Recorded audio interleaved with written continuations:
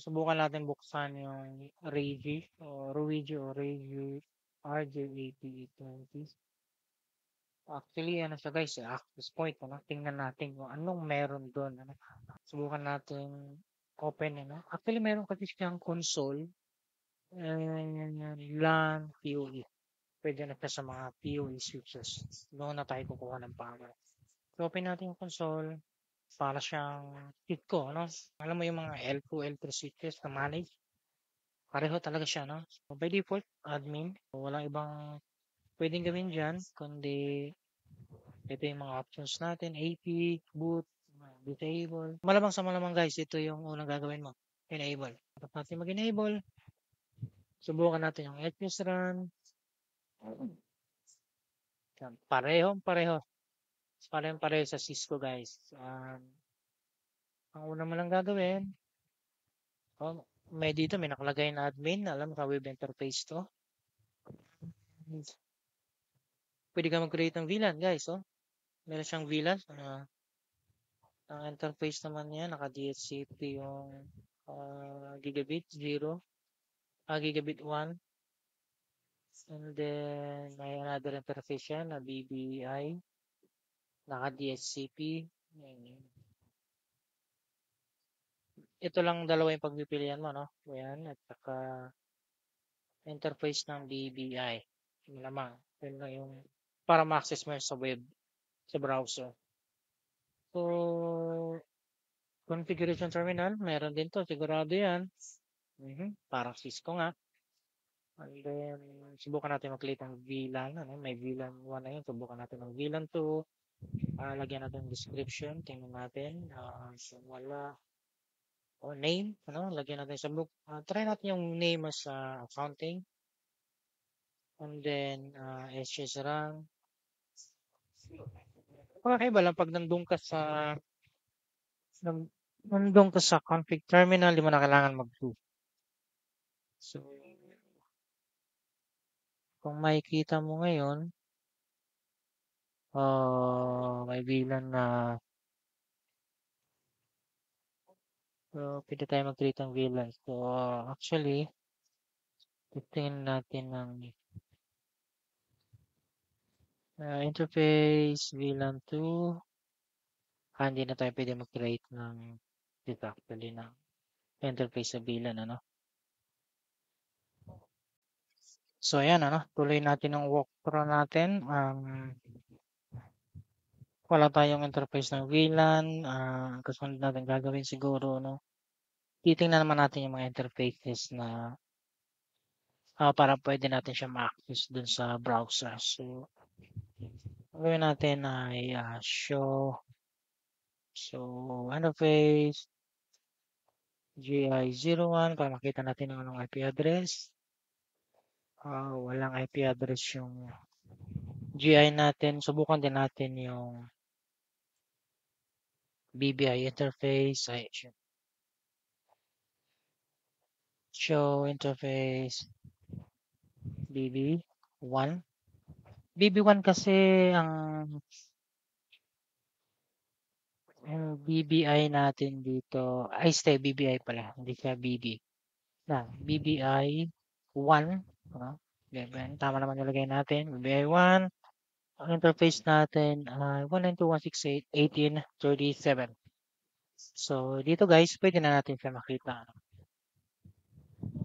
Kung hindi nyo alam yung interface, gamitan nyo na lang po ng puti. Ito yung magandang solution dun sa mga... Kasi sa likod guys, mayroong nakalagay yan.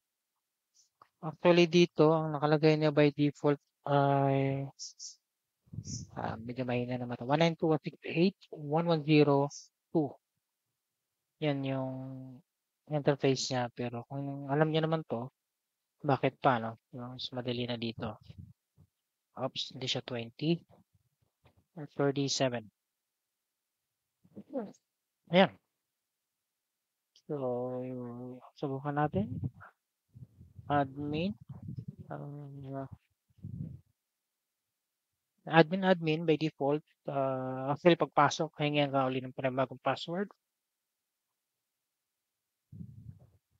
So, mag-input tayo ng By default, admin guys. Pero pag nakapasok ka na, maglalagay ka ulit ng panibagong password.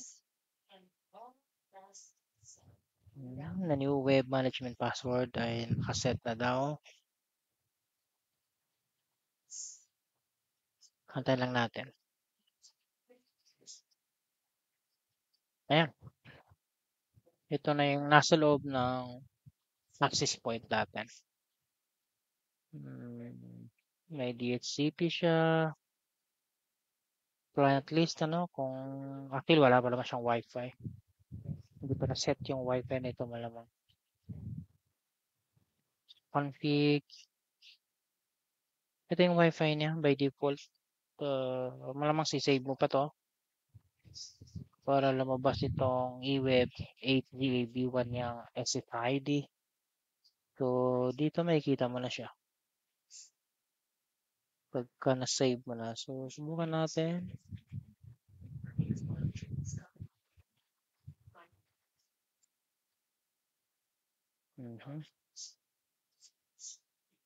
Ayan guys.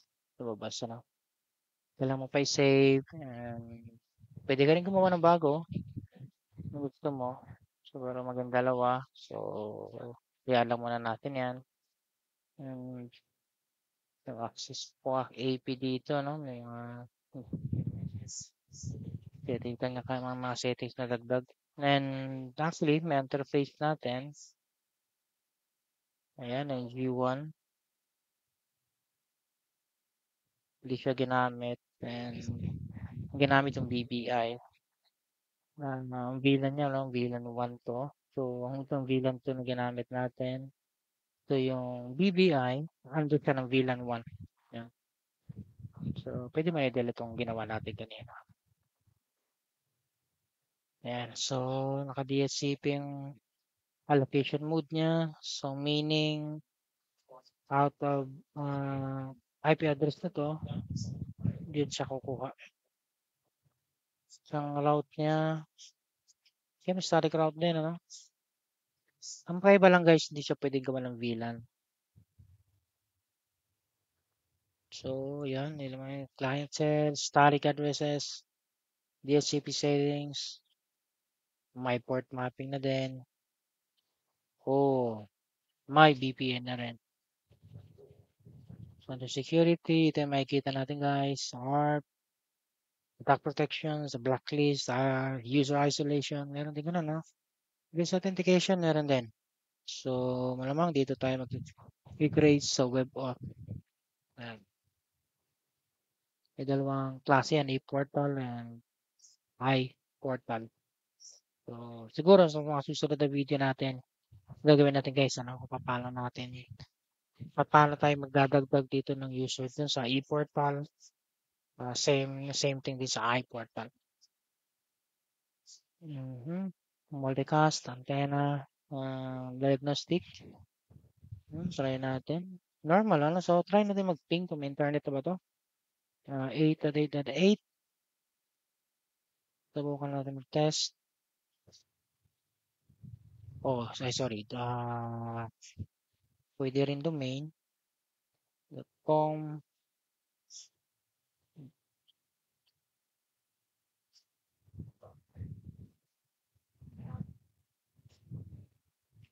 Medyo may katagalan lang. Antayin lang natin.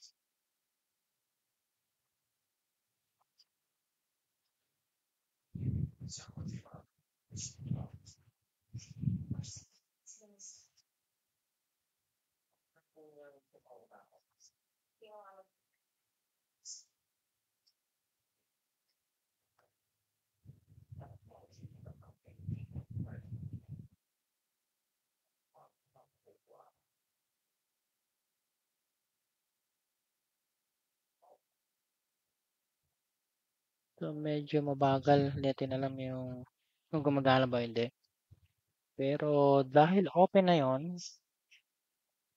yung ang access point natin, yung mga configuration natin dito sa Wi-Fi.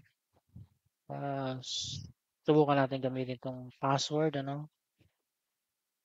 Copyhin natin and try natin pasukin natin yung Try natin i-access yan. Pasok natin password. Oops, actually connected na. And bukan natin mag-YouTube.